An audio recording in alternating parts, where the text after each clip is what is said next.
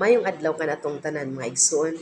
Karon adlaw Domingo ug adlaw sa pagsimba, pagdaig sa tag-iya sa ato ang kinabuhi. Kauban nato mga igsoon ang atong pamilya, bana or asawa ba. Sa Book of Hebrew mga igsoon, chapter 10 verses 24 to 25. Ug naa kay Bible diha, please ba magdungan tagbasa. Kung basahon mga igsoon sa Cebuano, magdinasiganay kita sa pagpakita sa gugma ug sa pagbuhat sa maayo. Dili nato undangon ang batasan sa panagtigom sama sa gibuhat sa uban. Magdasig hinuon kita labi na kay nasayod kamo nga hapit na moabot ang adlaw sa pagbalik sa Ginoo. So kini karon mga igsuon, nagpahimangno kini kanato nga kinahanglan magdasiganay kita sa pagpakita sa gugma o sa pagbuhat sa maayo. Dili nato niundangon mga igsuon ang batasan sa panagtigom. Nasigon ang atong mga kanakan. Kay kita ang unang teacher sa atong mga anak. Kita ang unang example. We should intentionally encourage one another to do good and to love. If we want our children to grow in love, kinahanglan makita nila ang gugma sa ato ang panimalay. If we want them to do good, kinahanglan makita usab kita magbuhat og maayo. This is not just attending church every Sunday. This is about building a spiritual atmosphere sa ato ang pamilya. Kung kita nga mga ginikanan dili magbasa sa pulong sa Ginoo, unsa may makatunan sa ato ang mga anak? Kabahin sa pulong sa Ginoo.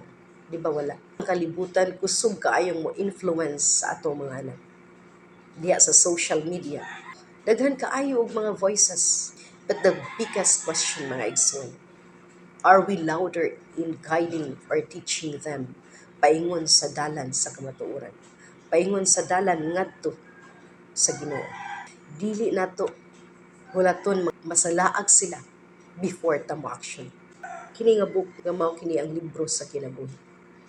We use this book because this book always reminds us to keep gathering, keep encouraging, and keep strengthening one another.